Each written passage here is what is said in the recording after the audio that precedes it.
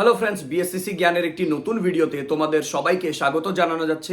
আজকের এই ভিডিওতে আমরা ক্লাস 12 সেমিস্টার 3 বাংলা সাবজেক্টের একটি খুবই গুরুত্বপূর্ণ একটা কবিতা সম্পর্কে কমপ্লিট আলোচনা আমরা করতে যাচ্ছি। তাই সমস্ত স্টুডেন্ট যারা যারা এই ভিডিওটাকে দেখছো, তোমরা এই ভিডিওটা পুরো দেখবে এবং এই কবিতাটা ভালো করে বোঝার চেষ্টা করবে, কারণ বাংলার যে সাবজেক্ট রয়েছে, বাংলা সাবজেক্টে এই কবিতাটা খুবই ইজি এবং একবার যদি তোমরা মনোযোগ সহকারে এই ভিডিওটা দেখে নাও তাহলে কমপ্লিটলি এই কবিতা তোমরা বুঝে ফেলবে এবং এই ভিডিওর মাধ্যমে তোমরা এইচএসে খুব ভালো করে বাংলা সাবজেক্টের যে প্রশ্নের উত্তরটা খুব ভালো করে করতে পারবে। তাই তোমরা সবাই এই ভিডিওটাকে ভালো করে দেখবে।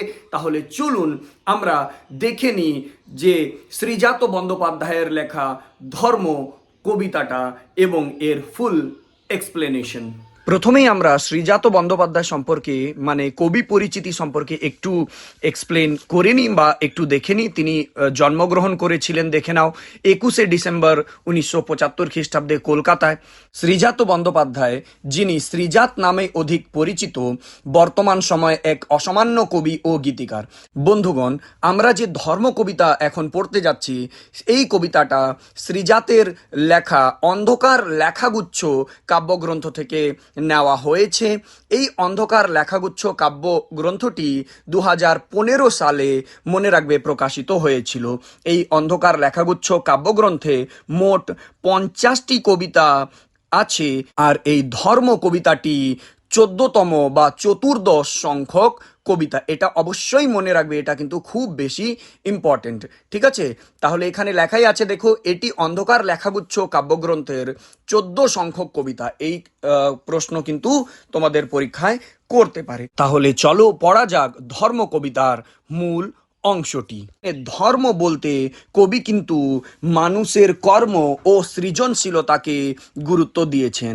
আমরা ধর্ম বলতে বুঝি যে হিন্দু, মুসলিম, শিখ, ঠিক আছে, বিভিন্ন ধর্ম বলতে বুঝি, কিন্তু এই কবিতায় কবি এই ধর্মগুলিকে প্রাধান্য না দিয়ে মানুষের কর্ম, মানুষের সৃজনশীলতা এবং মানুষের যে কাজ, যেটাতে সে কোনো রকম ভেদাভেদ করে না এবং সারা জীবন সে নিজের কর্মটা করে যায়, সেই কর্মের সেই ধর্মকে কিন্তু এখানে কবি বোঝানোর চেষ্টা করেছেন।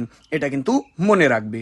বলছেন, আব্দুল করিম খাঁর ধর্ম ছিল গান, আইনস্টাইনের ধর্ম দিগন্ত পেরোনো, কবিরের ধর্ম ছিল সত্যের বয়ান, বাতাসের ধর্ম শুধু না থামা কখনো। কবি এখানে বোঝানোর চেষ্টা করছেন যে ভারতের বিখ্যাত সঙ্গীত শিল্পী আব্দুল করিম খাঁ, তার একমাত্র ধর্ম ছিল গান করা বা গান গাওয়া, এবং বিশ্বের যে একজন অতি বিখ্যাত যে বিজ্ঞানী ছিলেন আইনস্টাইন, অ্যালবার্ট আইনস্টাইন, তার ধর্ম ছিল দিগন্ত পেরোনো, মানে এই পৃথিবী ছাড়িয়ে গ্রহ, নক্ষত্র এবং বিভিন্ন থিওরি বা তত্ত্বের খোঁজ করা। তারপরে বলছেন, কবিরের ধর্ম ছিল সত্যের বয়ান। তোমরা জানো যে কবির ছিলেন ভক্তিবাদী একজন বিখ্যাত সাধক।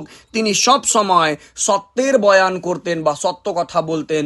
তিনি কোনো ধর্ম, হিন্দু, মুসলিম, কোনো ধর্মের কোনোদিনও ব্যর্থ প্রশংসা করতেন না। ধর্মে যে আড়ম্বর রয়েছে, ধর্মে যে কুসংস্কার রয়েছে, সেটা মানুষের সামনে তুলে ধরতেন, সব সময় সত্য কথা তুলে ধরতেন। এবং বাতাস, যে প্রাকৃতিক যে বাতাস, তার ধর্ম হলো শুধু না থামা কখনো, মানে বাতাস কোনোদিনও হিন্দু, মুসলিম, শিখ, ইসাই বিভিন্ন ধর্মের লোকেদের জন্য থেমে যায় না। বাতাসের ধর্ম, বাতাসের কাজ হলো সব সময় বয়ে যাওয়া, এক জায়গা থেকে অন্য জায়গায় বয়ে যাওয়া।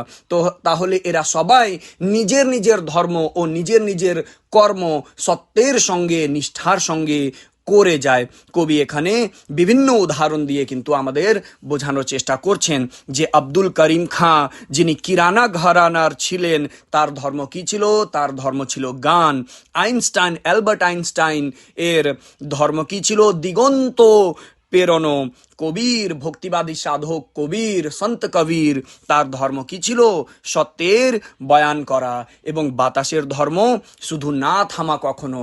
বন্ধুগণ, এখানে মনে রাখবে যে তোমাদেরকে এখান থেকে এমসিকিউ কিন্তু এটাই দিবে যে কার ধর্ম কি ছিল, এটাই কিন্তু জিজ্ঞাসা করবে। তাহলে ভালো করে জেনে রাখবে, কেমন? তারপরের লাইনে লেখা আছে, ভ্যান গঘের ধর্ম ছিল উন্মাদনা আঁকা, গার্সিয়া লোরকার ধর্ম কবিতার জিত, লেনিনের ধর্ম ছিল নতুন পতাকা, আগুনের ধর্ম আজও ভস্মের চরিত।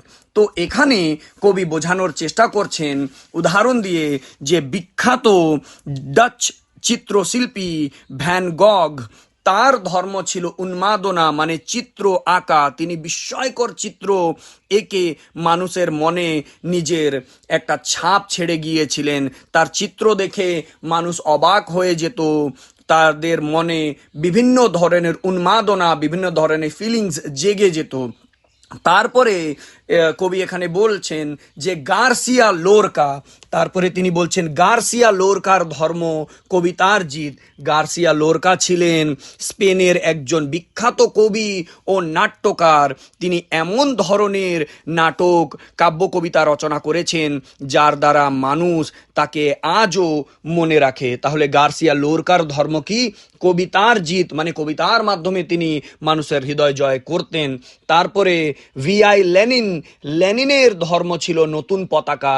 তোমরা জানো হয়তো যে Vladimir Ivan Lenin, VI Lenin ছিলেন সোভিয়েত রাশিয়ার বলশেভিক বিপ্লবের একজন বিখ্যাত নেতা।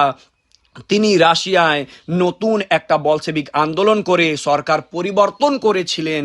সেই সরকার পরিবর্তন করাকে এখানে নতুন পতাকা বলা হয়েছে। এবং লাস্টে বলেছে যে আগুনের ধর্ম, আগুন, এই আগুনের ধর্ম আজকেও কি? আজকেও হচ্ছে ভস্মের চরিত, মানে আগুন সমস্তটাকে ভস্ম করে দেয়। সে কোনো ধর্ম, কোনো জাতি বা কোনো কিছুতে ভেদাভেদ করে না। তাহলে এই 4 লাইনেও আমাদেরকে জানতে হবে ভ্যান গঘ কে ছিলেন, তার ধর্ম কি, গার্সিয়া লোরকা কে ছিলেন, তার ধর্ম কি, লেনিন কে ছিলেন, লেনিনের ধর্ম কি, এবং আগুনের ধর্ম হলো আজও ভস্মের চরিত।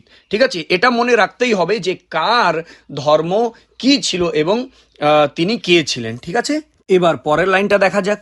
এত এত ধর্ম কিন্তু একই গ্রহে থাকে, একে ওকে সে তাকে আরো জায়গা করে দেয়, তবে কেন অন্য পথ ভাবায় তোমাকে? তোমার ধর্মের পথে কেন অপব্যয়? কবি এখানে বলতে চাচ্ছেন যে আব্দুল করিম খাঁ, আইনস্টাইন, কবির এবং বাতাসের ধর্ম নিজের নিজের, ভ্যান গগ, গার্সিয়া লোরকা, লেনিন, আগুন নিজের নিজের ধর্ম পালন করে চলে। এত সব ধর্ম এই পৃথিবীতে, এই গ্রহে একসঙ্গেই তো বসবাস করে। তাদের মধ্যে তো কোনো ভেদাভেদ, তাদের মধ্যে কোনো হানাহানি তো হয় না। একে ওকে সে তাকে আরো জায়গা করে দেয়, মানে এরা একে অপরকে এত সম্মান করেন, একে অপরকে এত প্রশংসা করেন যে এরা একে অপরকে জায়গা করে দেন, মানে এগিয়ে যাওয়ার প্রেরণা দেন। এদের বা এনারা কোনোদিনও একে অপরের সঙ্গে ভেদাভেদ, হানাহানি, মারামারি করেন না, বরং এরা কি করে দেন? একে অপরকে প্রশংসা করে আরো বেশি উন্নতি করার জন্য একে অপরকে জায়গা করে দেন। কিন্তু তবে কেন অন্য পথ ভাবায় তোমাকে? কিন্তু আমরা হিন্দু, মুসলিম, শিখ, ইসাই, যে সমস্ত ধর্মের লোকেরা, আমরা যে সাধারণ মানুষ রয়েছি, আমরা অন্য পথে ভাবি কেন? যে এই ধর্মকে হিংসা করো, এই ধর্মকে ভালো করে দেখো। আমাদের অন্য পথ ভাবায় কেন? এরা তো অন্য পথ ভাবে না, এরা তো মিলেমিশে থাকে। তোমার ধর্মের পথে কেন অপব্যয়? বলছেন আমাদেরকে, বলছেন যে এরা নিজের নিজের ধর্ম ও নিজের নিজের কর্ম ভালো করে পালন করে যাচ্ছেন। আমাদের যে ধর্মের অপব্যয় কেন? আমাদের ধর্মে এত হানাহানি, মারামারি কেন? আমাদের ধর্মে এত অপব্যয় কেন? এরাও তো নিজের নিজের কর্ম করে যান, এরাও তো নিজের নিজের ধর্ম মেনে চলেন, কিন্তু এনাদের মধ্যে কোনোদিনও মারামারি, হানাহানি হয় না। এরা তো একে অপরকে আরও উন্নতি করার জন্য, আরও এগিয়ে নিয়ে যাওয়ার জন্য এরা একে অপরকে জায়গা করে দেন। কিন্তু আমাদের কি কে ধর্মের নামে মারামারি, হানাহানি করতে শেখায়? আমাদের ধর্মের মধ্যে এত অপব্যয়, এত ঝগড়া কেন? লাস্টে কবি খুব একটি ভালো দু লাইন লিখে এই কবিতাটি শেষ করেছেন। তিনি বলেছেন, যে তোমাকে শিখিয়েছে দখলের কথা, যেন সে ধর্মই নয় প্রাতিষ্ঠানিকতা। মানে এখানে কবি বলতে চাচ্ছেন যে ধর্মের নামে আমাদের দখল, মারামারি, হানাহানি, হিংসা, ঠিক আছে, জাতপাত, বিভিন্ন ধরনের এই কথাগুলি ধর্মের নামে যারা আমাদেরকে শিখিয়ে থাকে, যেসব নেতারা, ধর্মগুরুরা, পণ্ডিতেরা, যেসব লোকেরা আমাদেরকে ধর্মের নামে অন্যকে দখল করো, অন্যকে মারো, অন্যকে হানাহানি, হিংসা করো, এসব কথা যারা শিখিয়ে থাকে আমাদেরকে, কবি কিন্তু সাবধান করে দিচ্ছেন। কবি বলছেন যারা আমাদেরকে এই দখলের কথা, হানাহানি, মারামারি, হিংসার কথা শিখাচ্ছে, সেটা ধর্ম নয়, সেটা হলো প্রাতিষ্ঠানিকতা। মানে একটা ভান, একটা দিখাওয়াটিপন, তারা ধর্মের নামে আমাদেরকে অন্ধ করে দিচ্ছে।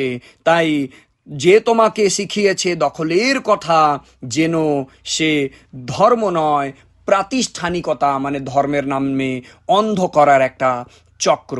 তাহলে বন্ধুরা, তোমাদেরকে এই কবিতা কেমন লাগলো, তোমরা বুঝতে পেরেছো কিনা এই কবিতা সম্পর্কে তোমরা কমেন্ট সেকশনে অবশ্যই জানাবে। এবং যদি তোমরা এই কবিতা বুঝে থাকো এবং কবিতা যদি তোমাদেরকে ভালো লাগে, তাহলে এই ভিডিওটাকে লাইক করবে, কমেন্ট করবে এবং বেশি থেকে বেশি নিজের বন্ধু বান্ধবীদের সঙ্গে শেয়ার করবে। তাহলে দেখা হচ্ছে আরেকটা নতুন ভিডিওতে।